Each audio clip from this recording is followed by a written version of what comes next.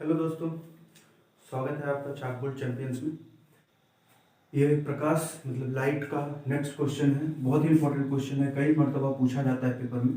ठीक है, 1/f is equal to 1/v plus 1/u। ठीक,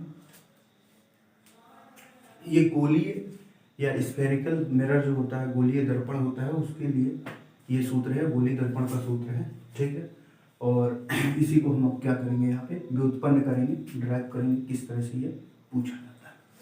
ठीक है, तो इसमें सबसे पहले जरूरत पड़ेगी एक डायग्राम की। वो डायग्राम अपन बनाते हैं और साथ में मैं बताता जाता हूँ कि उस डायग्राम को लेकर लिखना क्या है। ठीक है, तो हम निकालेंगे यहाँ पे अवतल दर्पण के लिए, ठीक है, कनकेव मिरर के लिए। ठीक, तो सबसे पहले अपन ड्रॉ करते हैं एक कनकेव मिरर। ठीक है, ऐसा ही होता है कुछ। इसके बाहर की ओर हम क्या कर देते हैं, पॉलिश कर देते हैं।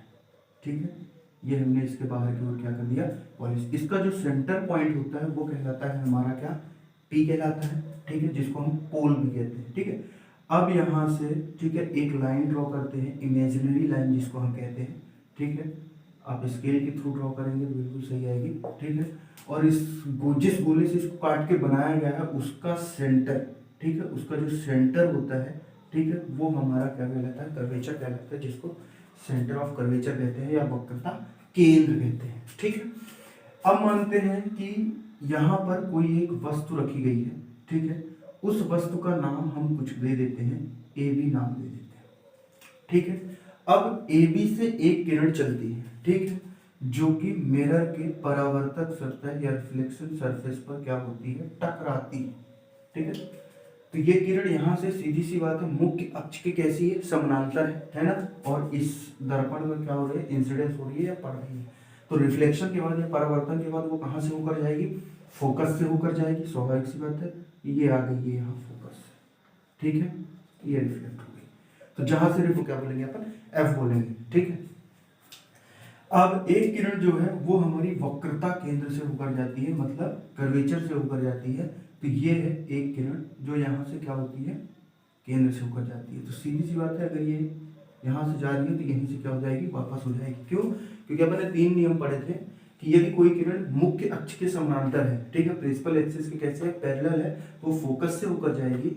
यदि कोई किरण फोकस से होकर जाती है तो वो रिफ्लेक्शन के बाद या परावर्तन के बाद क्या हो जाएगी, मुख्य अक्ष के पैरेलल हो जाएगी। और यदि कोई वक्रता केंद्र से जाएगी तो वो उसी मार्ग या उसी पाथ से क्या हो जाएगी, वापस लौट जाएगी। ठीक है, तो उसके बाद हमने ये क्या किया, डायग्राम ड्रॉ किया। ठीक है, अब जहां पर दोनों, हमको पता है कि जब रिफ्लेक्टेड रेज, ठीक है, परावर्तित किरणें आपस में जहां पर टकराएंगी वहीं पर ऑब्जेक्ट या वस्तु का क्या बनेगा, इमेज या प्रतिबिंब बनेगा। ठीक है, तो ये इसका यहाँ पे क्या बना, इमेज प्रतिबिंब। ठीक है, इसको नाम भी दे देते हैं अपन, थोड़ा डिफरेंट नाम देंगे तो हम दे देते हैं बी डैश ए डैश।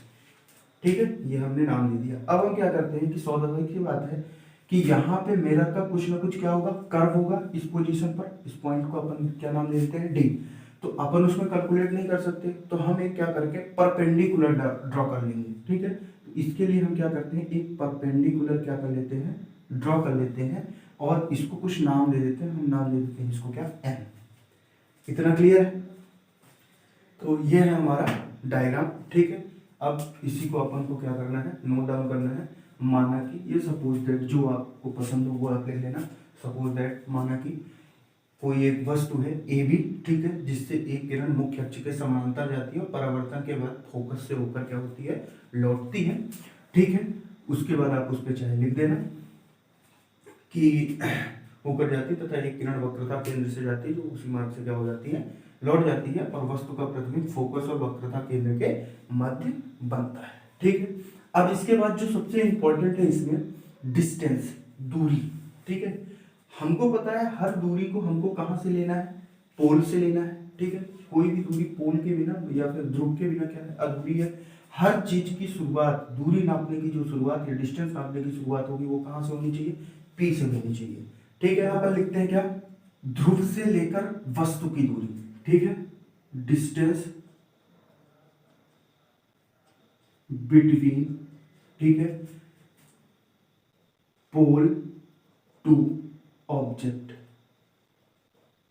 ठीक है, distance between pole to object मतलब ध्रुव से वस्तु के बीच की दूरी, ठीक है, ध्रुव से वस्तु के बीच की दूरी मतलब हम उसको बोलेंगे पी ए। कहाँ से कहाँ तक की दूरी ले रहे हैं, पी से ए तक की, ये हो जाएगी। हम मानते हैं क्या, इसको यू मानते हैं, लेकिन सीधी सी बात है आपतित किरण इंसिडेंस रे के अपोजिट में मेजर कर रहे हैं, तो स्वाभाविक सी बात है ये किस में हो जाएगा, माइनस में हो जाएगा। ठीक, ये पहली चीज हो गई।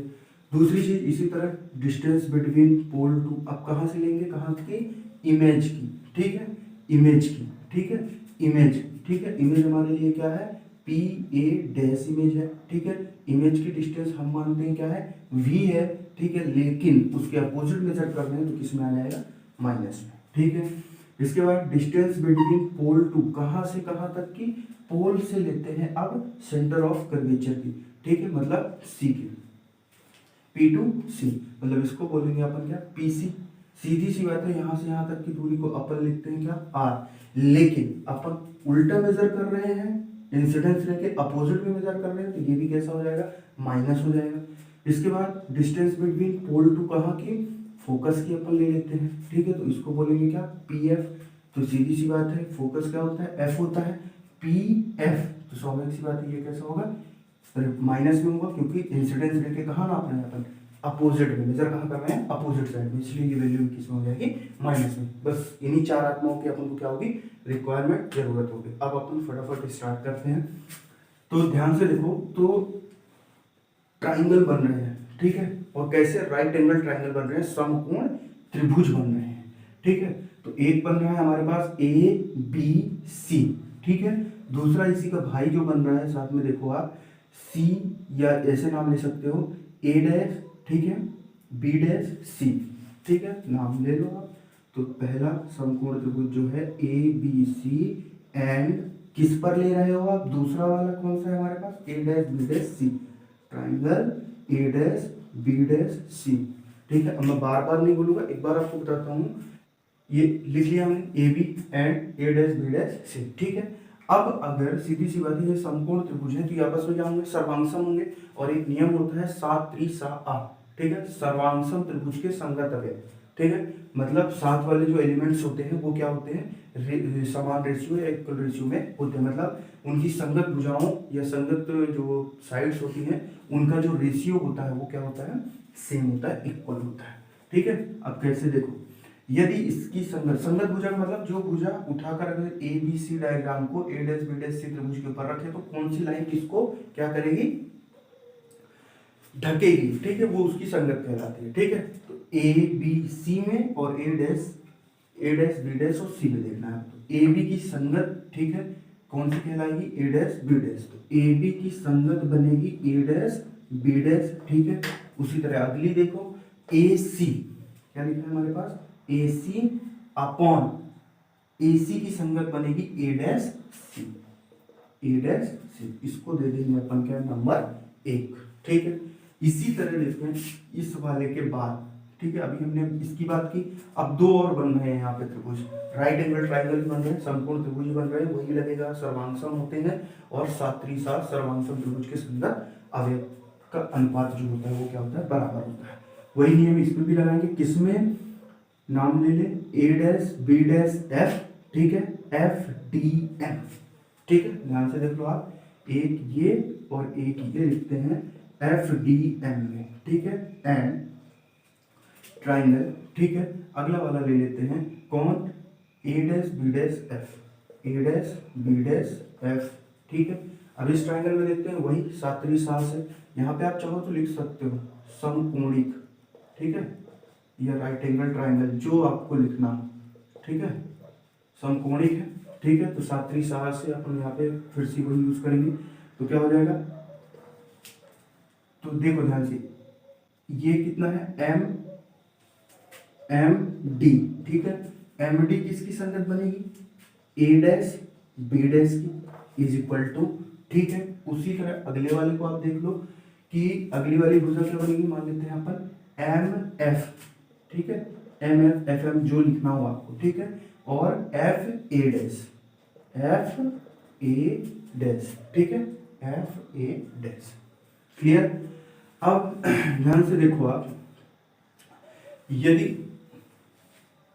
एम डी है ना, एम डी जो है ए बी के बराबर होगा कि नहीं, क्यों, क्योंकि बी डी और ए पी ये कैसे हैं एक दूसरे, पहली बात तो समानांतर, जितनी हाइट इतनी है इसकी है, उतनी ही हाइट क्या है इसकी भी है, तो मतलब हम, तो अब ये लिखा है क्या, एम डी, ठीक है, एम डी जो है ए बी के क्या है बराबर है, ये हम कहाँ से देखकर बता सकते हैं, उसको डायग्राम से देखकर बता सकते हैं कि जो एम डी की वैल्यू है वो ए बी की क्या है या बी ए की क्या है बराबर है। आप यहाँ पे लिख सकते हैं ए बी, एम डी को रिमूव करके उसकी जगह क्या लिख सकते हैं, A B upon A dash B dash equal to M F upon, ठीक है, इधर क्या चल रहा है हमारे पास एफ ए डैश, तो एफ ए डैश चलता रहेगा, इसको दे देंगे नंबर क्या 2, ठीक है। अब समीकरण एक और दो, मतलब इक्वेशन फर्स्ट एंड सेकंड, ठीक है, दोनों के दर्शन कर लो, दोनों के एलएचएस क्या है बराबर है, तो आरएचएस भी आपस में क्या होंगे बराबर होंगे, स्वाभाविक सी बात है, ये एलएचएस यहाँ से बराबर है, ये एलएचएस यहाँ से बराबर है, तो दोनों के आरएचएस भी क्या होंगे बराबर होंगे, अपन लिख सकते हैं A C upon A dash C is equal to हो जाएगा किसके, M F upon F A dash. Clear ये इतना है ना, ठीक।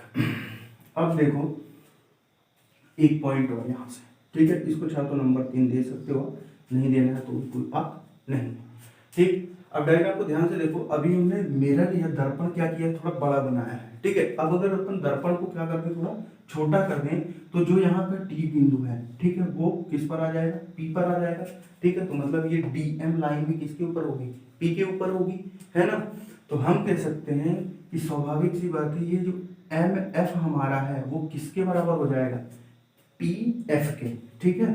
अगर यहाँ पे अपन लिख देंगे, अगर दर्पण का द्वारक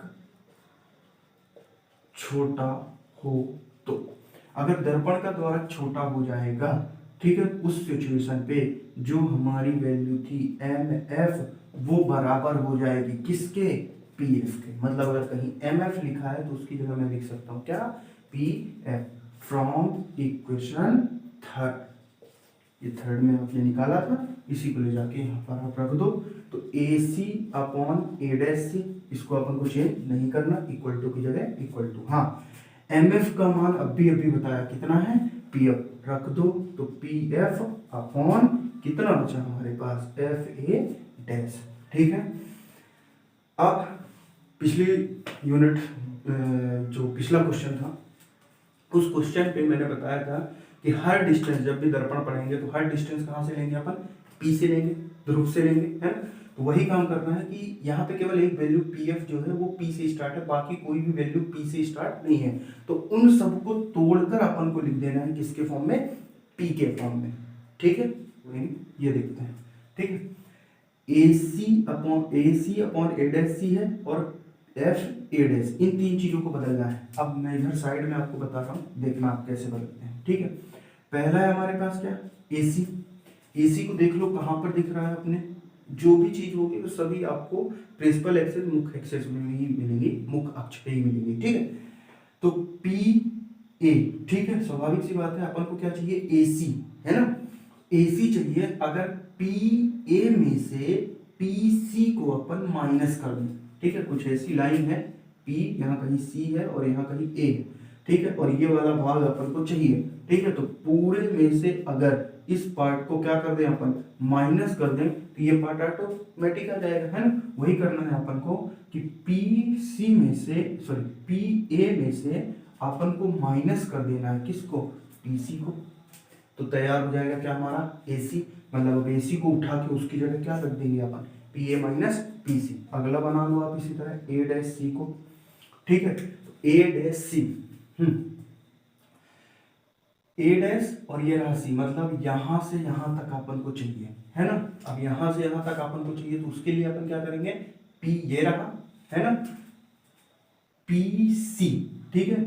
अगर अपन क्या करें, पी सी में से पी ए डैश हटा दें, पी सी में से माइनस कर दें पी ए डैश, तो ये पार्ट ऑटोमेटिक हो जाएगा, है ना, ए डैश सी ऑटोमेटिक हो जाएगा। अगला बचा हमारे पास क्या, एफ ए डैश, इसको भी अपन बदल देते हैं, ठीक है। एफ ए डैश मतलब कुछ मिला के इस वाले पार्ट की बात हो रही है। तो अगर पी ए डैश में से पी एफ माइनस कर दें, कितना, पी ए डैश में से पी एफ क्या कर दें अपन माइनस कर दें, तो एफ ए डैश आ जाएगा हमारा। ठीक है, ये तीनों की वैल्यू हमने तैयार कर ली। ठीक है, थोड़ा सा भी अगर आपने रेखागणित पढ़ा तो उसको निकालने में कोई प्रॉब्लम नहीं होगी।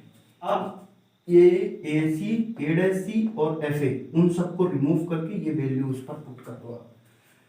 तो ए सी की जगह हमको लिखना है कितना, P A minus P C upon P A minus P C upon A dash C की जगह अपन को लिखना है P C minus P C minus P A dash. ठीक है, इक्वल टू की जगह इक्वल टू पी एफ, इसको हमने नहीं बदला है, अपॉन इसको भी बदला है अपन ने क्या, पी ए डैश माइनस हमने चेंज कर दिया किसमें, पी एफ। क्लियर, यहां तक समझ में आ गया। अब अपन को क्या करना है, इन सभी की वैल्यू हमको यहाँ पे दी हुई है, कुछ नहीं करना, इन सभी की वैल्यू उठाकर इस पर पुट कर देना है।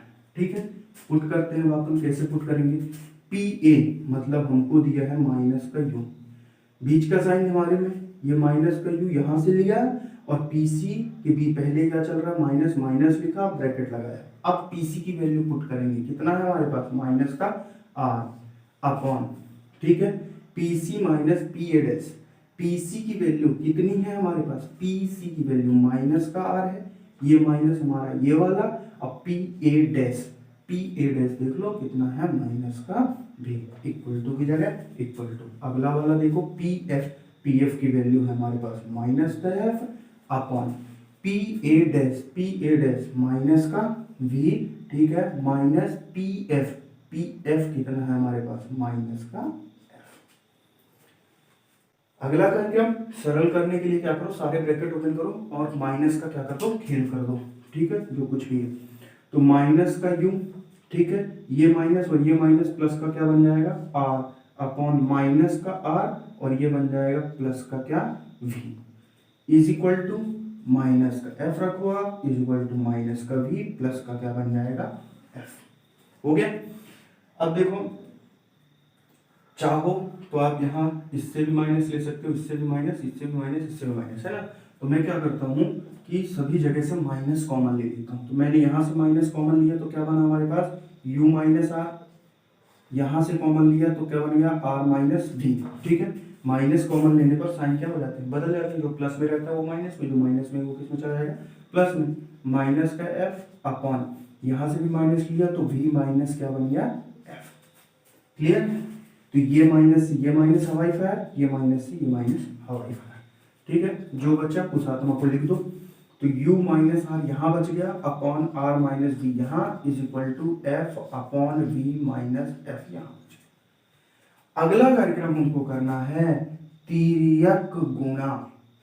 ठीक है, सुना होगा नाम आपने, तिर्यक गुणा। तिर्यक गुणा का मतलब होता है क्रॉस मल्टीप्लिकेशन। क्या करना, क्रॉस मल्टीप्लिकेशन। तो u माइनस आर, इसका मल्टीप्लिकेशन होगा किसके साथ, v माइनस f के साथ, और is equal to r minus v का मल्टीप्लिकेशन होगा किसके साथ, f के साथ। ठीक है, मल्टीप्लिकेशन कर देते हैं अपन, तो क्या बनेगा, पहले u v, ठीक है, माइनस का u f, ठीक, इसके बाद माइनस का r v, ठीक है, और माइनस का बन जाएगा हमारे पास कितना, r f। याद रखिए कि ये माइनस और ये माइनस अब मिलके हो जाएगा क्या, प्लस। ठीक है, तो इसका इससे हुआ तो ये बना, ठीक है, इसका इससे हुआ तो ये बना माइनस में, ठीक है, ये इसका इससे हुआ तो ये बना, और ये r और f का हुआ तो प्लस का r f हो गया। ठीक है, इज इक्वल टू की जगह इज इक्वल टू, इधर भी कर दो तो इधर बन जाएगा क्या, r f माइनस क्या हो जाएगा, f v या v f, जो आपको लिखना हो वो आप लिख सकते हो। ठीक है, अब देखो कुछ ना कुछ यहाँ से पक्का है कि सही हो रहा होगा। ये किस में है, प्लस में, ये किस में है, प्लस में। तो LHS से, अगर LHS से RHS में आप काट रहे हो, ठीक है, तो दोनों के साइन सेम होने चाहिए, दोनों एक जैसे हैं, तो दोनों क्या हो जाएंगे, हवाई फायर। बचा क्या, u v माइनस का u f और माइनस का r v बराबर माइनस का f v। ऐसा करते हैं अब अपन कि केवल u v को बचा लेते हैं और बाकी आत्माओं का क्या कर देते हैं, ट्रांसफर कर देते हैं। ठीक है, तो u v ठीक है, इज इक्वल टू माइनस का एफ वी, ये आत्मा उधर गई तो प्लस का यू एफ बन गया और प्लस का ही बन गया तुम्हारे पास क्या आर वी। अब एक चीज लिख देना, वी नो दैट, क्या हम जानते हैं कि R इज इक्वल टू होता है 2f, और ये हमने आपको प्रूव भी कराया है कि वक्रता त्रिज्या जो होती है फोकस दूरी की 2 गुनी होती है। ठीक है, ये इसी को हमने सिद्ध किया था, जो फोकस दूरी होती है वक्रता त्रिज्या की आधी होती है। उसी फॉर्मूले से हमने इसको बनाया है R is equal to 2f। जहां आपको R दिख रहा है उसकी जगह हम रख देंगे कितना 2f, पुट कर दें तो u भी इज इक्वल टू माइनस, ठीक है, एफ वी प्लस, ठीक है, यू एफ को यू एफ रहने दें, प्लस की जगह प्लस, आर की जगह मैंने रख दिया 2f, लेकिन उसके बाजू में कौन चल रहा है, केवल इसकी जगह मैंने वैल्यू पुट की है क्या 2f, बाजू में क्या चल रहा है v चल रहा है। ठीक है, तो u भी इज इक्वल टू, ठीक है, माइनस एफ बी, ठीक, ये माइनस में है और ये प्लस में है, ठीक है, तो माइनस हो जाएगा तो केवल बचेगा तुम्हारे पास क्या एफ वी प्लस का यू एफ। क्लियर इतना, ठीक है। अब इसमें क्या करेंगे अपन कि दोनों पक्षों में बोथ साइड, ठीक है, यू वी एफ से भाग या डिवाइड जो आपको लिखना, ठीक है, दोनों पक्षों में यू वी एफ से क्या करने पर भाग देने पर या तो क्या करने पर डिवाइड करने पर डिवाइड करते हैं। ठीक है, तो यू वी अपॉन क्या आ जाएगा U V F is equal to F V plus U F upon U V F. ठीक है, अब अपन यू वी एफ क्या करते हैं, इधर साइड दोनों को बांट देते हैं। ठीक है, जैसे एलसीएम लेते थे उसी के जस्ट अपोजिट वाली प्रक्रिया है। तो U V upon U V F is equal to F V upon V sorry U V F plus U F upon U V F. ठीक है, अब जिससे जो कट रहा है उसको अपन क्या कर देंगे, काट देंगे। ठीक है, ठीक, तो u से क्या चला जाएगा हमारा, u चला जाएगा, v से कौन चला जाएगा, v से यहां से एफ वी।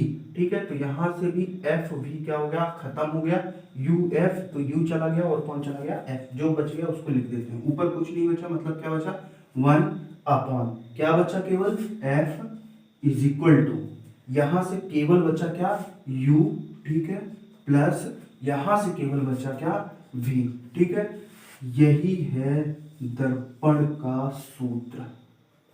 ठीक है, दर्पण का सूत्र, कौन से दर्पण का, गोलीय दर्पण का। अब गोलीय दर्पण के अंदर चाहे वो उत्तल दर्पण हो या अवतल दर्पण हो, सूत्र यही रहता है, बस करने की प्रक्रिया या तरीका जो होता है वो थोड़ा सा क्या हो जाता है, चेंज हो जाता है। ठीक है, तो थैंक यू गाइस, मिलते हैं नेक्स्ट क्लास में।